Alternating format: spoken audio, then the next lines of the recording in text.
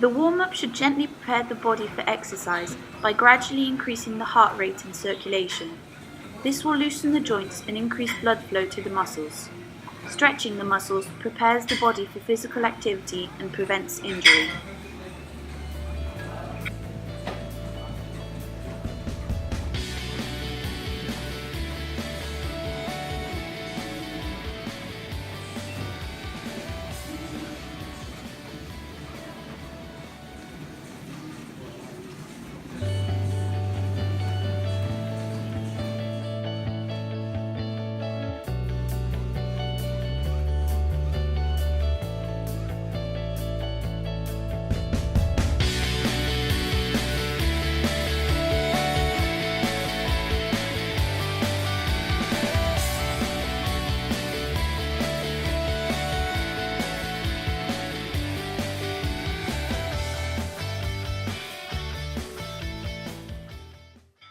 With the chest press, the back should be straight and be in contact with the bench.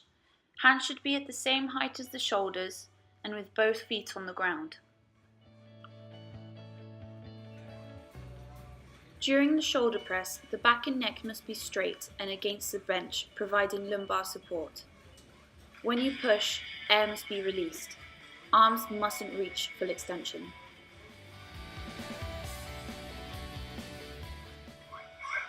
When using the lat machine, the movement of the bar must be totally vertical and the bar should move towards the sternum. The back must be straight and lumbar must be in a neutral position. You release air while pulling. During a tricep kick, elbows must be at shoulder height. Hands must start close and then separate on extension while also releasing air. The lumbar zone must be straight at all times and legs need to be semi-flexed. With the bicep curl, legs must be semi-flexed and the lumbar needs to be straight. Elbows must not adduct and arms should move towards the body by flexing the elbows. During a leg press, lumbar and neck must be in contact with the bench at all times. Knees start flexed at 90 degrees and then reach almost full extension while releasing air.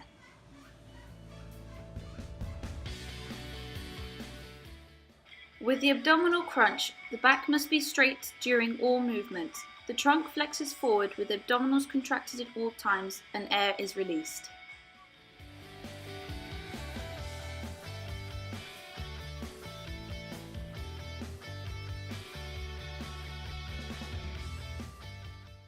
When doing a bench press, the whole back must be in contact with the bench. The legs are raised to ensure that the lumbar zone stays straight. Arms are flexed and separated to the sides. Then they are extended and joined together above shoulder height while releasing air. When performing a horizontal row, the back and lumbar zones must be straight. The same arm and leg is located on the bench and the free leg is securely on the ground. The back must not compensate during any of the movements, and air is released when pulling upwards. With the seated bicep curl, the back must be in contact with the bench. The elbows must flex with supination when lifting the dumbbells and exhale. When inhaling, arms must be fully extended. While doing a tricep kick, the same leg and arm are placed on the bench and the free leg on the ground. The elbow of the working arm must stay near the body, and only the forearm moves with the flexion and extension of the elbow. With a seated lateral raise, the back must be in contact with the bench and arms should reach just above shoulder height. Air should be exhaled when lifting the weights.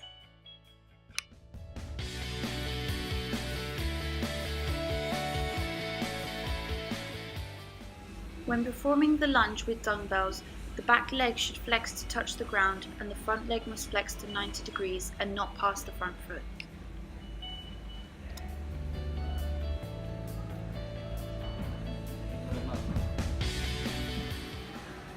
While doing the side bend, the trunk should be straight with arms parallel to the body, which move towards the knees. The core must be contracted all the time. The lateral movement must be slow.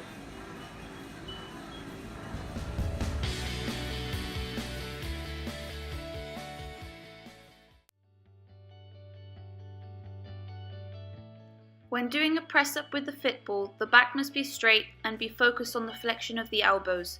The further away the ball is from the pelvis, the harder the exercise.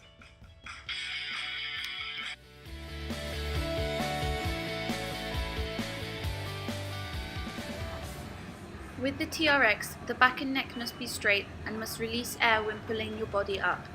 The further away your feet are from your body, the more intense the exercise.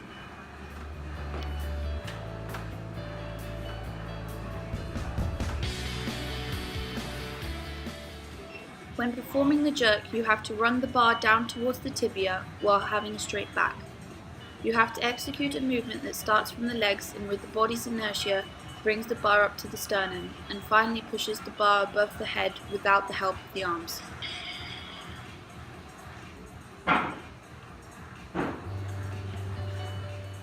During a tricep kick, knees need to be semi-flexed and the back must be straight with the body inclined slightly forwards. Elbows need to be in a high position and only forearms flex and extend. To increase the intensity, you must stand further away. While doing a trunk rotation, the back and neck need to be straight and the ball must be held with elbows in semi-flexion. The upper body must always be inclined backwards throughout the exercise. When performing a lunge on the slide board, the legs should go back without touching the ground and the front knee must not pass the position of the foot. The back needs to be straight and to ensure balance, the core must be contracted.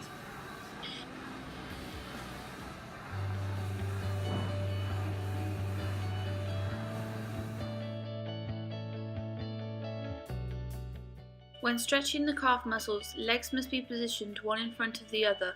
The pelvis decides the intensity by being more or less inclined. With the quadriceps, the pelvis and lumbar must be in retroversion, and with the hands you pull the toes and knees back.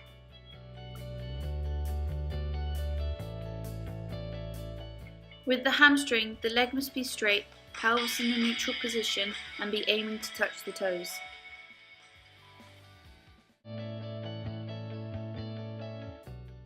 When stretching the abductor muscles, one leg must be straight and elevated to the level of the hip, and the leg on the ground determines the intensity. With the gluteal muscles, the body needs to be in a seated position with the back straight.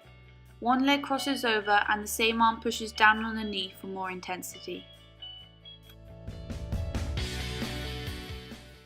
When stretching the latissimus dorsi, the feet must be in a T position.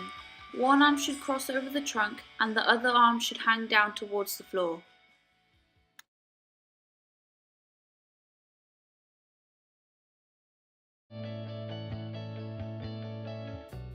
With pectoral muscles, you need to locate the elbow and flexion at the height of the shoulder and rotate the body in the opposite direction.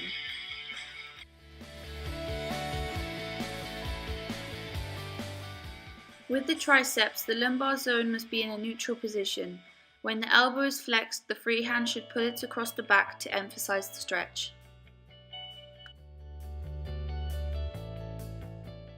With the bicep muscles, just place the arm straight using the tips of the fingers as an anchor point under the shoulder. Rotate the body in the opposite direction. With the shoulder and rotator cuffs, one arm must be straight and the arm in flexion should pull just below the elbow.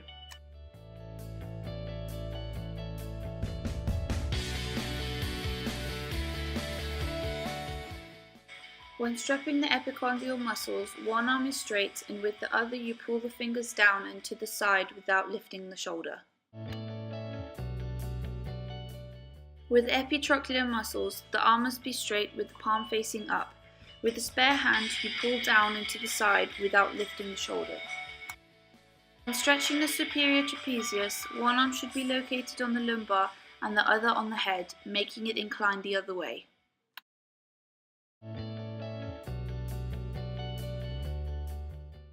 With the trapezius, the elbows must be forward in front of the face and hands on the back of the head. The neck needs to flex forwards and then be followed by the whole trunk.